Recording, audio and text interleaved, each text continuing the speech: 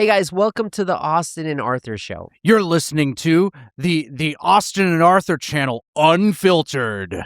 Yeah, we're basically just two American guys living in Japan talking about our experience, and we thought it'd be helpful for you guys. So if you want to listen to us raw, you can listen to our AA channel. Yeah, the Austin and Arthur Show channel. We have all of our videos with no subtitles. It might be a little bit difficult for you to check your listening or understand. So if you want to check how much you understand, we put the same conversation with English and Japanese subtitles on my main channel, Uconnect, where we focus on actually learning real English. So I think the link will be in the description below. You can check the video on the Uconnect channel for that. And if not, keep listening to us raw here. Gross. Raw is such a weird word. It is. It is. Okay, man. So once again, cheers. Cheers. And now, I'm glad we got like all of that out of the way. It's out of my system now. It's out of your system, and I'm sure there'll be plenty of people who really like that. Yeah. But I hope. I wanted to actually. So we're going to talk about video games again. But the reason I was really thinking about this was because I had a couple experiences that made me wonder about this. One was, I loved the Legend of Zelda series growing up. Okay. Zelda no Densetsu, right? Yeah. And when I talked to Japanese people who played video games, like, oh yeah, I've heard of that before. I know that game, but they never played it. But then when I came here, one of the games that I saw everywhere was Dragon Quest, Dorakue, right? Which is like Akira Toriyama, Dragon Ball Z, And I'd never heard of Dragon Quest until I came here. I knew of Final Fantasy, but I'd never heard of Dragon Quest. And Dragon Quest is huge here. It is. It's huge, so huge. But in the States, Zelda, Legend of Zelda is really, really huge. And I also had another thing that happened was just like a few weeks ago, one of my students who graduated from my program, she lives in Canada. Yeah. She just sent me a message out of the blue saying, hey, Arthur, why do Americans like Zelda so much? Because all of her talk pals, all of her friends who played video games were talking about how they love Zelda. And so and then also like recently because I've been getting back into video games, I had no friends growing up. So I played video games all day, every day. I think for Legend of Zelda, Ocarina of Time, that game has a lot of themes that I identify with. But when I was in middle school and I had no friends, my summer vacation was wake up, turn on the Nintendo 64, start a new file, play it, beat it, turn it off, go to sleep, wake up, do the same thing again. I would one-shot it every day, seeing how far I could get and just beating it every single day. That's crazy. Yeah, I did that. Like there was this one summer where that's all I did, And but when I went into high school, I kind of got more, what do you call, not autonomy, but like when you take control of your life. I took responsibility for myself, and I kind of reinvented myself in high school where I made friends and was more gregarious, more outgoing, and I kind of stopped playing video games. But then now, the past year, my kids, we got a Nintendo Switch 2 for my kids, and I'm starting to get back into all this, and that's when I started to see like, oh, like I've been following up with video games now, and a new term that's come out, probably it's not that new, but I've been gone for like 15 years. Yeah. But you have RPGs, role-playing games, and then you have JRPGs, Japanese role-playing games. And for the Western audience, they say JRPG specifically to differentiate Western and Japanese RPGs. Like, are you familiar with the differences between those? So can you explain what's an RPG versus JRPG? Okay, so just from the actual experience that you will have, a JRPG, like if you're, I want to talk about like a big picture, very simplistic version.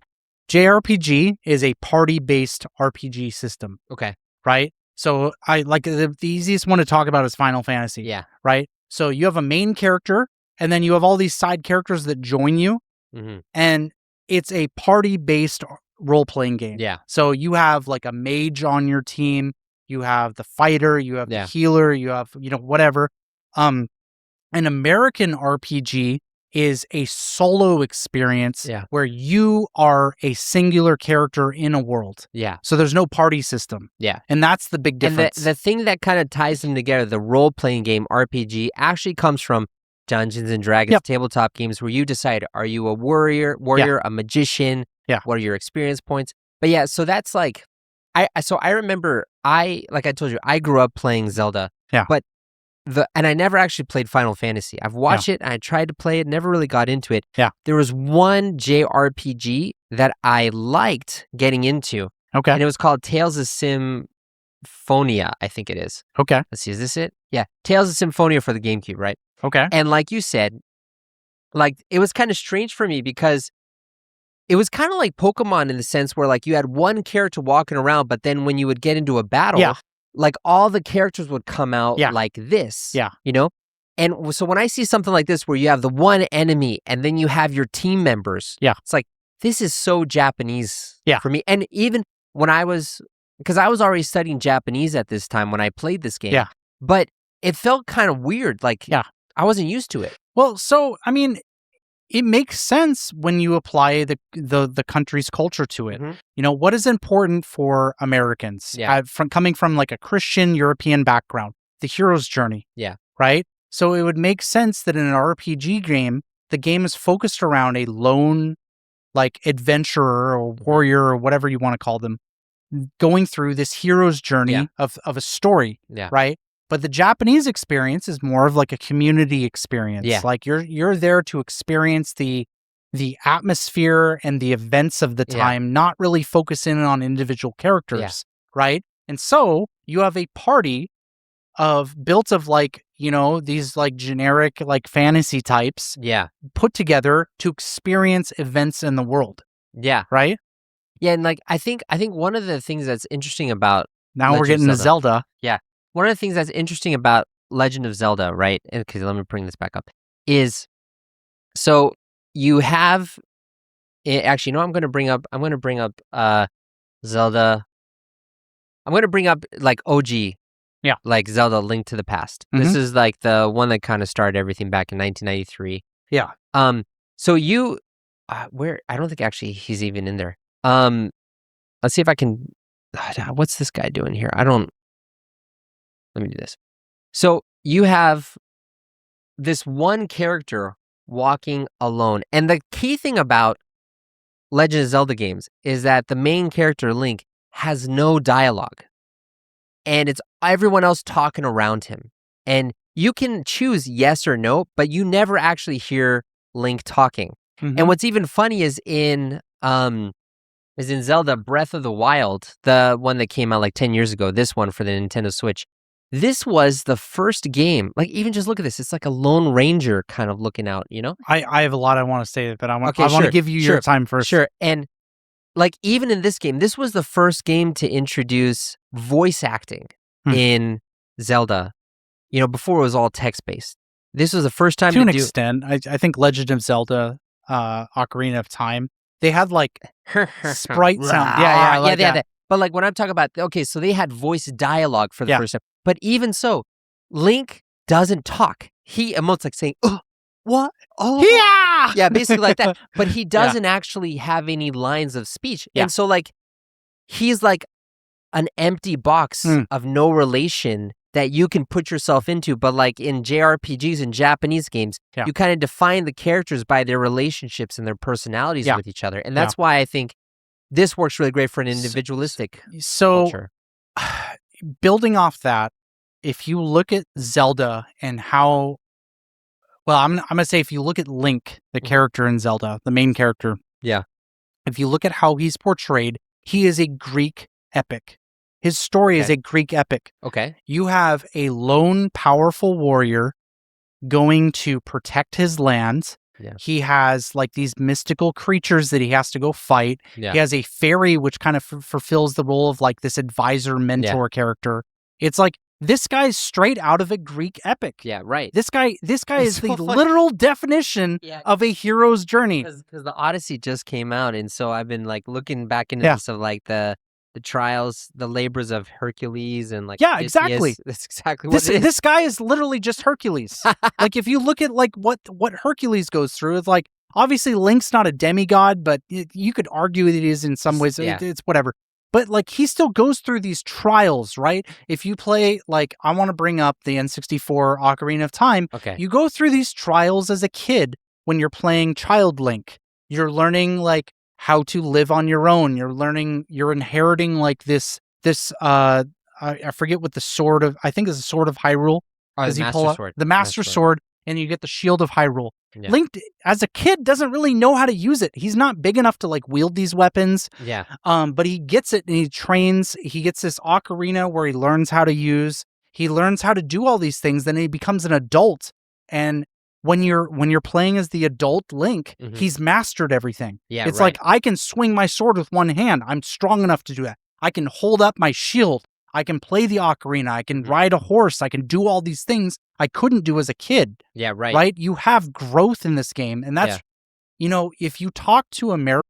Hey guys, if you've watched this far, you're going to love our Austin and Arthur friends. In the Austin and Arthur friends, you're going to really improve your English listening. And I mean a lot. As a friend of ours, you will get each episode ahead of time with no ads, so you can watch before anyone else. But not just that, you can ask us questions or leave comments, and we will make a special video each week answering questions and responding to comments. These videos will not be released publicly. They are for friends, members only. It's a great way for you to ask our opinions directly and for us to respond directly. You'll also get listening practice questions and answers that you can check. Answers are for friends, members only. Oh, and anaume mondai mo desu ne. So you can check your listening. But not just that, for each episode, you'll get a list of native phrases we said from the video, along with practice sentences and pronunciation practice to help your speaking as well. You'll also get access to a members-only community where you can talk with us, the both of us. Mainly me, right? No, definitely. This is a great way to support our show, but also get closer to us and improve your English as well. For more information, click on the link in the description box, the gayorang, or go to our website, austinandarthur.com. Americans, a lot of us aren't going to think about that, but unconsciously, those are the things that we're attracted to. We're attracted to that hero's journey. Yeah. Right? I think about too, like now that just kind of brings up more. I mean, I know Final Fantasy and some JRPGs really touch on some really heavy topics. Yeah. But in general, kind of like what you said in the last episode, I feel like Japanese games tend to go towards being more lighthearted, but the American studio-produced games tend to be heavier. God of War, I think I would agree. Yeah, God of War is PlayStation, but it's still a Western game. One comment I really want to talk about JRPGs. Yeah. And this is coming from my own opinion. I don't think there's really any fact built around this, but this is kind of my own observation when I see JRPGs. They really remind me of like the Edo and Meiji period of Japan. Okay. It feels like just the atmosphere that's built up around these JRPGs. A lot of the stories that come out of like the Edo period and the Meiji Restoration are built of these like small, close-knit groups going through Japan and like doing stuff. Yeah. You know, it's funny when you say that because, so when I think about Zelda, because to be honest, the only games I play now are Zelda and Star Fox. That's what I grew up on. And I'm so happy they came up with a remake. Lewis is getting so good at Star Fox. It's kind of scary how good he is now. He's only been playing it for like a month. But so when you think about Legend of Zelda, so Legend of Zelda was really developed by Shigeru Miyamoto while he was making Super Mario Brothers. But it was basically him remembering when he was a kid playing on his own, exploring different areas, going into caves and stuff around Kyoto, his hometown, you know? And like there's this whole idea of exploration. But when I think about Final Fantasy or other JRPGs, it's not really so much of like exploration. It's we have a goal and we need to traverse the world to get to our goal. Yeah. You're going there, and then there's a big focus on leveling up. Yeah. Right? I want to level up my party so we're strong enough to fight the boss. Yeah. Right? And once again, if you go back to Zelda, it's like obviously the goal is to fight Ganondorf at the end, right? Yeah. But like it's not necessarily the goal of like Zelda entirely. Your goal is to like go through and explore these dungeons. Yeah. And get equipment and, you know, kind of like travel around the world and do these things. Yeah, it's exploration. And to get away from Zelda, because Zelda is still a Japanese game. I think it's Western influenced in its design, but it's still fundamentally a Japanese game. I want to bring up a game called Elder Scrolls. Elder Scrolls. Elder Scrolls. Do you know like Oblivion? Yeah. I never played those games, but I know of them. So yeah. So okay, I'll pull up Oblivion too. Okay. Yeah, you could do. Let's do Skyrim. I think Skyrim's probably the most famous one. Yes. Oblivion's an amazing game, but Skyrim's probably the most famous American RPG game, right? And this Elder Scrolls is like this big franchise, right? This is an RPG game, and Skyrim is set up in basically medieval Norway. Okay. Is how I would describe it. And when you play this game, there's no goal. Yeah. At all. Yeah. You can go defeat the end boss, sure, and that beats the game, but you're playing like 15% of the game. Yeah, right. And you can go do that from level 1. Yeah. Right?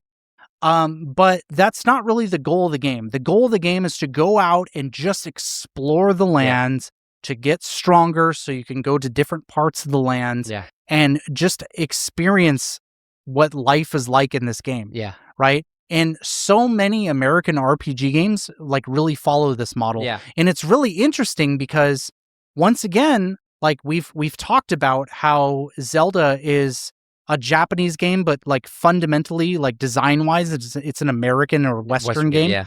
And what did they do with what's the Zelda game for the Switch that they came out a while ago? Tears of the Kingdom? Is that it? Breath of the Wild? Breath of the Wild. Yeah. That's the one I'm thinking about. What can you do for literally from level 1 in Breath of the Wild? You can go fight Ganondorf. You fight the boss, yeah. It's going to be really hard, but people have done it. Yeah. Right? Yeah. And you can go fight it, but it's like the game just it brings up this point. It's like, look, you can beat the game. Yeah. But that's not the point. And it's funny because like the whole game, there are people you know, yeah, but you don't really have friends who help you. You're just kind of going on your own. Yeah.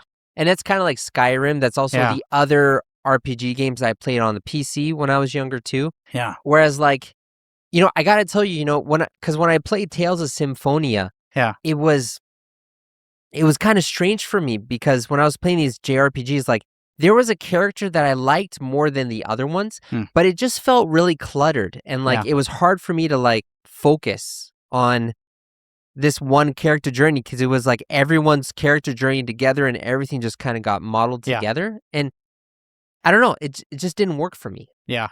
You know, it's one other thing I really want to highlight that's like a really massive difference between Japanese and American games is Japanese games typically have set characters.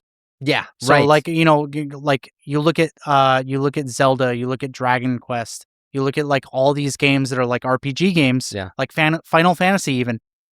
You have no customization in your character. Yeah. If you're playing Final Fantasy, you are playing as Cloud. I think that's his name. Probably, yeah. Yeah. I don't know if Cloud's in all of them. I think but depending on the game, it's different. I think Final Fantasy VII is Cloud. Okay. Yeah. Wait, whatever. You have a named character and among a party of also named characters. Yeah. Right? You can't play a Zelda game as Austin. Yeah. You are Link. You are always Link, no matter what situation you are in. But going back to American stuff, if you look at like Skyrim, for example, but you could bring up a million different examples. A real big part in American game design is customization and your own identity in the game. Yeah, so let's talk about that a little bit because so like let's talk about Elden Ring. I don't know if you've played Elden Ring. Yeah, sure. So the first time when you're playing Elden Ring, right? And then Japanese game, by the way. It is a Japanese game. But also designed with the American mindset. Yeah, so I'm trying to get to like the first thing that you do when you get into the game is let me see if I can, I don't know what it's played because I've actually never actually played this game. Okay. But yeah, so like you always come to these like customization screens where when you first start the game, it's like, okay, you pick the name, you pick what he looks like, you pick the size of his arms, you pick his clothes, and it's like 5-10 minutes just on that. Yeah. You know? Yeah. You know, I'm really glad you brought up Elden Ring because this comes from just an incredible Japanese game studio called From Software. Yeah. Who made one of the most like genre defining games of all time called Dark Souls. Yeah, Dark Souls, yeah. And I want to talk about Dark Souls for a second, because it does have to do with customization, because you can customize your character. Everything is customizable in Dark Souls. Same with Elden Ring, but one of the things about Dark Souls that made it really famous was you die constantly. Yeah. Right? And the whole mindset in Dark Souls is you don't fail until you give up. Yeah. And if you want to look at philosophically speaking, that is a very like Christian European centric mindset to have. Once again, From Software is a Japanese company, but like I said, he loved playing D&D. These games are designed for a Western audience. That's the truth about it. Yeah. Right. And it's a very Christian mindset to not give, to like you only quit when you give up. Yeah. Like that is fundamentally like a very Christian like belief system, right? And it's just really interesting to me that you have this representation, but then like if you go over into, I'll go over into another single player game, God of War. Okay, yeah. Right? God of War, all made by I think Sony Studios, but I could be wrong about that. But it's a PlayStation game fundamentally. I think the company that made God of War is based out of California or something. Oh, are they? Yeah. Okay. Well, anyways, studio. God of War, I would say, is more akin to the Japanese way of designing things because you have a set character you can't change. Yeah.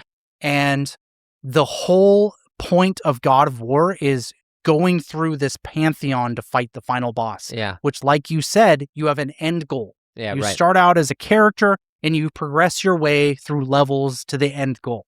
Right? And it's really interesting. It's even more interesting that you say that God of War comes from California. Yeah. So it's a Japanese company, but designed by foreign people. But I'm going to look up the Wikipedia page quickly. I think you might be right. Yeah. So let's see what's the actual company that makes this. Santa Monica Studio. Yeah, you're right.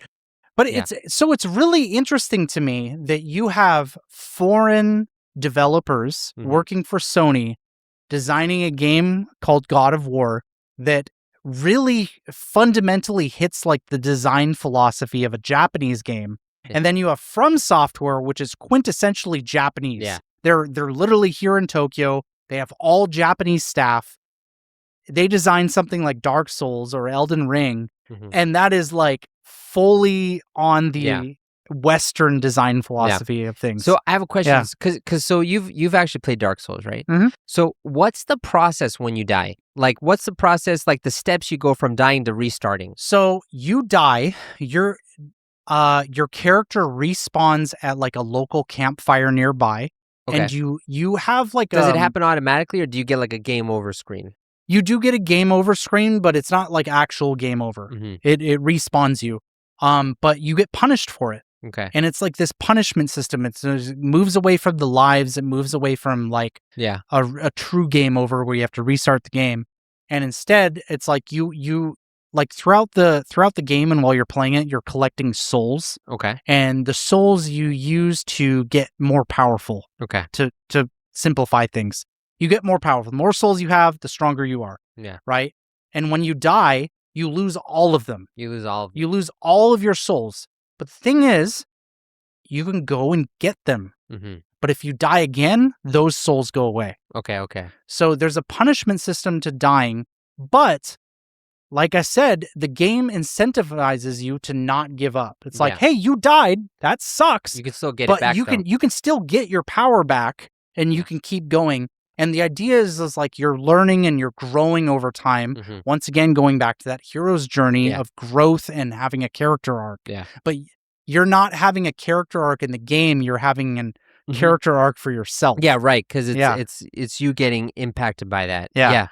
No, it's really cool how like you have the two kind of like genres mixing a little bit. But like I said, the guy who made From Software, Yeah. he was a huge tabletop Dungeons and Dragons gamer. Yeah.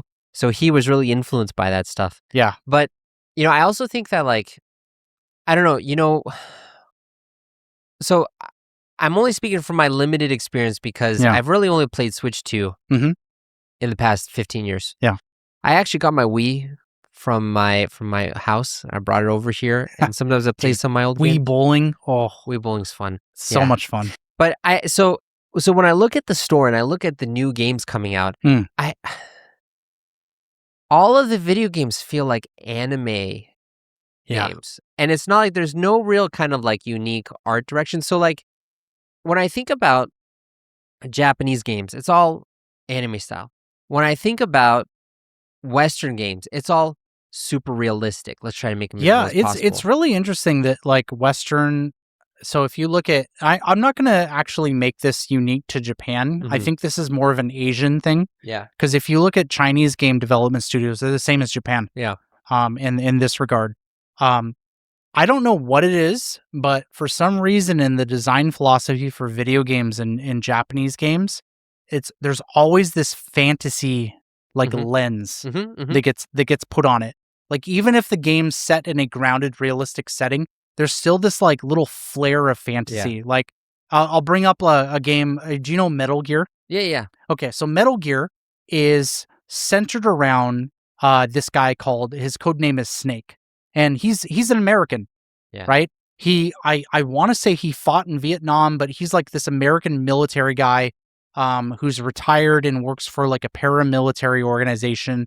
And the game is like you are set in this setting where you're supposed to be like infiltrating these like Russian bases. Yeah. And like stealing stuff and like assassinating people. And it's like this really gritty military futuristic style. And put Snake, like this Metal Gear like Snake. Like let's pull up the character. Yeah, pull him up. All right. So you have Snake. Okay. Right off the bat, this guy is flared up, man. Yeah. This guy is like so like look at me. Look at me. I mean, look at the bandana like with the trailing. Dude, it's like this. If you ask me who designed this character, 100 times out of 100, I would say a Japanese person. Yeah. Right? And it's not a bad thing. I think Snake is really cool. Yeah. I think he's a very cool character. He's very manly, macho, like badass. I love that.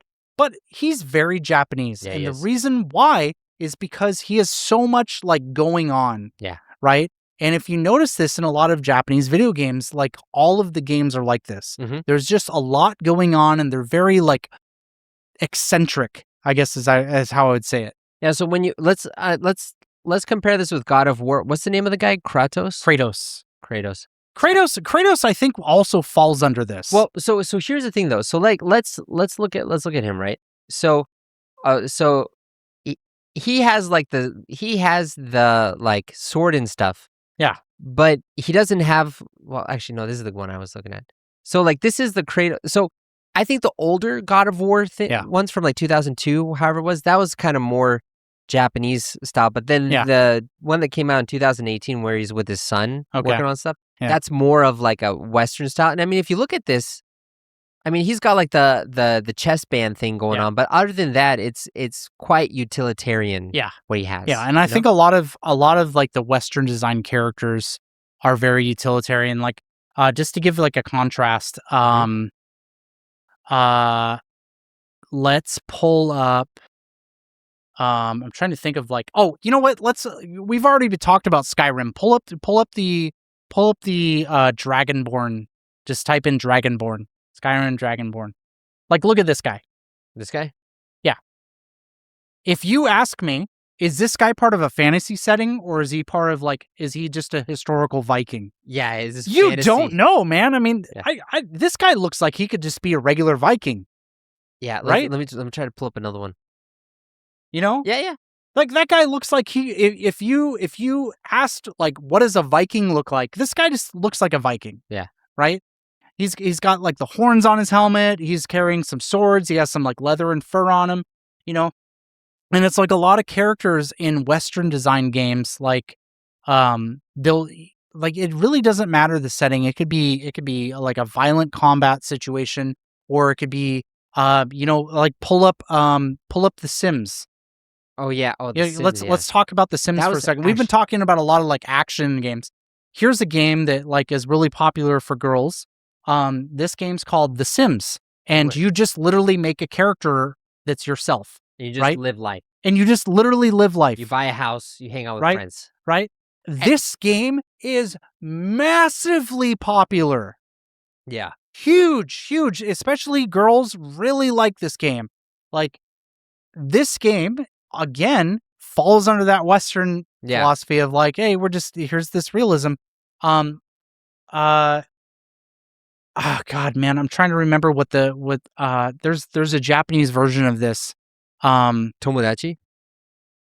The name's escaping me. Okay. We'll see if it comes up. But anyways, my point is like I'll just give you an example. Like if you had a Japanese game studio that was designing Sims, if you pull up the Sim characters, what would you see? Super like flared out fantasy-esque people. Super eccentric hairstyles. Yeah, right. For one. Yeah. Like you would see anime style hair, you would see multiple colors, you would see probably like anamorphic characters, like cat girls, dog people, like that kind of thing.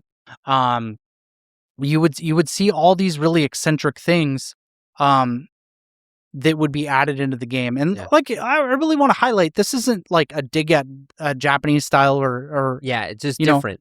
I want to highlight like really the design philosophy of like Japanese and American video games. Yeah, like the Americans tend to go more solitary, more based in realism, and then the Japanese ones are much more fantastic. You know, it's funny because we'll kind of end on this. I'm bringing this back to Zelda because, like I told you, I don't really play any other games, and you know it's funny because my wife, she never really heard of Zelda much. Yeah, you know, but now she's like, why are there so many Zelda games?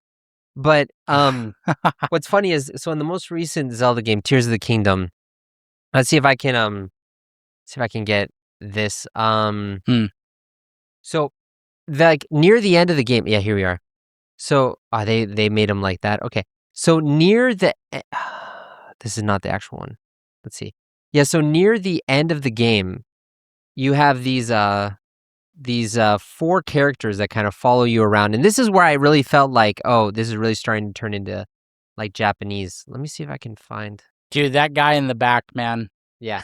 This will be good. Was that, what are they called? Goros? Yeah, Gorons, yeah. Or Gorons. Yeah, here you go. Yeah, okay, so I'll just stick with this, even though this is like an anime rendition of it. But so when you go to fight the final boss, you go to fight Ganondorf, right before that, there's like an army of bad guys that come out. But then these 4 characters come out. But what's funny is it's so Japanese because they come out one at a time. Do you remember like in Power Rangers where it's like, I'm the Red Ranger, I'm the Blue Ranger, I'm the Pink Ranger, and they would all do their little thing in order and then they'd start fighting? It's exactly like this. What is I'm gonna pull out my phone. I'm sorry, guys. What is the term for like, it's tsundere? Tsundere? Tsundere. Yeah. Right? The girl who like pretends that she doesn't like you, but she really likes you. Yeah. So I feel like every time I play, especially a JRPG, but I feel like this is really common in like Japanese games, like Japanese designed games, is you have a very set character roster that you have. You have the tough guy friend who's loyal to a fault. Yeah. You have the tsundere girl who's like, she likes you, but she doesn't. Yeah, right? Yeah. You have the over-the-top, like, showman guy who, like, every combat situation makes it all about himself. Yeah. And then you have the quiet, silent, very, like, efficient and effective person. Yeah. Right? Who's just, like, very serious all the time, but they always get the job done, right? It's like that party group is like every single Japanese party game has that as the roster. You know what I mean? Yeah. And it's exactly like this, but I just remember like, because when they came out and it was like the final boss, and then like Ganondorf is standing right there, and you have this one saying, I'm not going to let you do this. Yeah, I'm coming in to beat you too. Yeah, but don't forget about me. And it's funny because like if this was real life, Ganondorf would just be like, shut up, and like kill them as they're coming in, you know? Yeah. But it's that part of showmanship, you know, that's so Japanese. But dude, it reminds me because so I really like Japanese wrestling. Oh, and I go from time to time. Yeah. And that is exactly how the wrestling is here. I love wrestling, dude. If I could go to like if I could time travel back to like the 1990s and go to like a WWE match, I would be all in for that. But it's like, it's so funny if you watch the wrestling here in Japan, every single person, all of the wrestlers have their like 2-minute introduction. Yeah, right. When they're going out in the ring, it's like, oh yeah, here's evil. You know, is that showmanship that's totally not realistic, but it just makes it more fun. It's more fun. Yeah. I do like it. Yeah.